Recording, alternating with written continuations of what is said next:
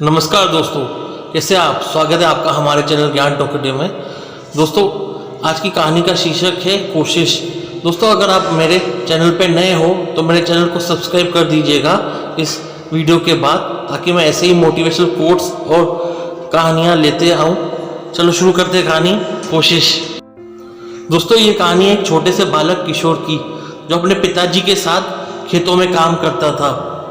काफ़ी समय से तो अच्छा चल रहा था, पर अचानक उसके गांव में अकाल पड़ गई। बारिश समय से आती नहीं थी। उन्हें पानी की आवश्यक ज़रूरत पड़ती थी खेतों के लिए। खेतों में उनके जो फल की खेत है या उनकी सब्जियों की, उन पर पानी छिड़कने की ज़रूरत पड़ती थी।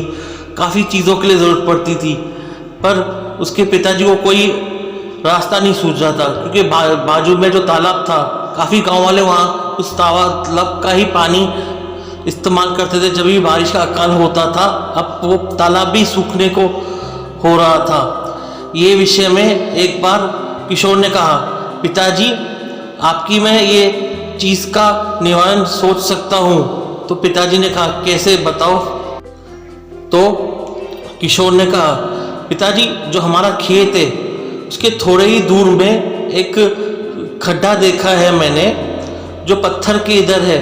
तो पिताजी ने कहा, हाँ मैंने भी देखा है, उसमें ऐसी बात क्या है? तो किशोर ने कहा, जब बारिश का भी मौसम ना होता है तो उस खड्डे के बाजू में से काफ़ी बार गीला मैंने महसूस किया, कई बार तो पानी के फव्वारे भी निकले हैं। तो पिताजी ने कहा, ये तुम्हारा वहम हो सकता है। तो किशोर ने कहा, मेरा वहम एक बार हो सकता है, दो बार हो सकता है, मैंने कई बार देखा है। कि क्यों ना हम गाँव वाले मिलके उस जो खड्डा है उसके बाजू में जो ज़मीन है उसे खोद के देखें अच्छे से, तो शायद वो भरा कुआं हमें मिल जाए और हमारी पानी की दिक्कत भी दूर हो जाए। पर ये बात पिताजी को रास नहीं। उन्होंने कहा, देखते हैं। पिताजी ने कहा किशोर से देखते, क्योंकि वो अभी छोटा था किशोर। पिताजी को लगा कि किशोर शायद अपने ख्यालों में ही जी रहा है। पर आखिरकार ये जो स्थिति थी काफ़ी बिगड़ती गई। अकाल बंद ही नहीं हुआ। काफ़ी सालों से उस गांव में बरोबर बारिश नहीं हुई, तो लोग मुश्किल से खेत की जुताई और पानी डालते थे, वो भी कम पड़ता था। फिर आखिरकार गांव में पंचायत बिठाई गई कि इस समस्या का हल कैसे निकाला जाए। उसमें किशोर के पिताजी और किशोर भी शामिल थे। सभी ने अपना पक्ष रखा। आखिरकार किशोर ने उस पंचायत में पक्ष रखा कि उसने जैसे अपने पिताजी को कहा था, जो उसके खेत के थोड़े आगे ही खड्डा है और उस खड्डे के जो बाजू वाला जो ज़मीन है उसमें काफ़ी बार पानी के फव्वारे निकले हैं, क्यों ना उसे खोद दिया जाए, शायद उधर से हमें बड़ा कुआं निकले, वहाँ पे काफ़ी पानी मिले। आखिरकार पंचायत में किशोर की बात मान ली गई। उन्होंने कहा, आखिरकार ये बात भी देख लेते हैं, ये चीज़ भी करके देख लेते हैं, शायद इस बच्चे की बात सही निकले। और दूसरे ही दिन से वहाँ पे खुदाई चालू कर दी गई। काफ़ी दिन लगे, क्योंकि वो जो ज़मीन थी काफ़ी हद तक अंदर थी।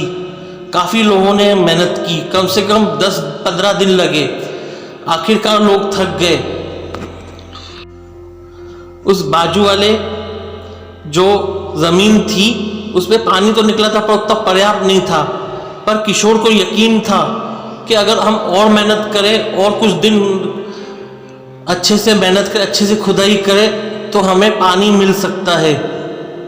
आखिरकार लोग थक गए। आहिस्ता आहिस्ता किसान वो काम छोड़ने लगे, पर किशोर को यकीन था। किशोर ने कहा, पिताजी, अगर चाहो तो मैं और आप दिन रात मेहनत करके हम इस ज़मीन से पानी निकाल के ही रहेंगे। आखिरकार किशोर के पिताजी ने कहा, अगर बच्चा इतना साहस दिखा रहा है तो मैं क्यों पीछे हटूं। 2 दिन बीते, 3 दिन बीते, पहले से ही काफ़ी हद तक खुदाई हो चुकी थी। आखिर 8-10 दिन के बाद पिताजी और किशोर ने काफ़ी मेहनत की, काफ़ी हद तक अंदर गड्ढा खोद लिया था, और आखिरकार वहाँ से काफ़ी पानी के फुहारे बहने लगे।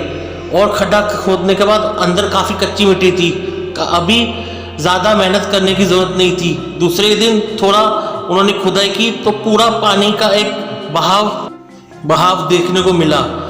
उस खड्डे के अंदर काफ़ी सारा पानी मिला। एक तरह से इतना खड्डा हो गया था कि उसमें से एक छोटा सा तालाब कह सकते हो या कुआं कह सकते हो, उन्हें इतना पर्याप्त पानी मिला। ये खुशी की खबर किशोर और उसके पिताजी ने लोगों को बताई, यानी गांव वालों सबको बताई। गांव वाले देख के हैरान रह गए और इसी विषय में उन्होंने किशोर की काफ़ी प्रशंसा की। उन्होंने कहा कि किशोर तू तो बहुत ही होशियार निकला।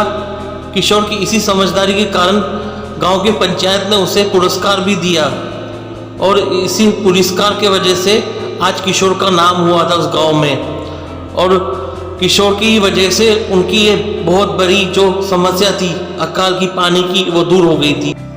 दोस्तों ये कहानी बस इतनी ही। दोस्तों ये कहानी से हमें ये सीख मिलती है, अगर हम कोशिश करें तो हम क्या कुछ नहीं हासिल कर सकते। ये तो सिर्फ छोटा सा उदाहरण था किशोर का, पर जीवन में भी हम कई लोग ऐसे हैं जो सामने की कठिनाई देख के हार मानने लगते, जबकि हमें उस कठिनाई से लड़ना चाहिए। अगर लड़ नहीं सकते तो हमें कुछ ना कुछ उपाय तो ज़रूर ढूंढना चाहिए। इसी तरह से अगर हम हार मानते गए तो हम आगे की ज़िंदगी जी नहीं सकते। दोस्तों अगर आपको मेरी ये कहानी कोशिश पसंद आई हो तो चैनल को सब्सक्राइब करना मत भूलना और शेयर और लाइक करना मत भूलना। और आखिर में दोस्तों मैं अपने सब्सक्राइबर्स को धन्यवाद देना चाहूँगा जिन्होंने मेरी इतनी सारी कहानियों को पसंद किया, मेरे इतने सारे मोटिवेशनल कोट्स को पसंद किया, जो मैं आज 100 से ऊपर कहानियाँ और मोटिवेशनल कोट्स बना चुका हूँ। दोस्तों फिर से एक बार धन्यवाद और जय हिंद।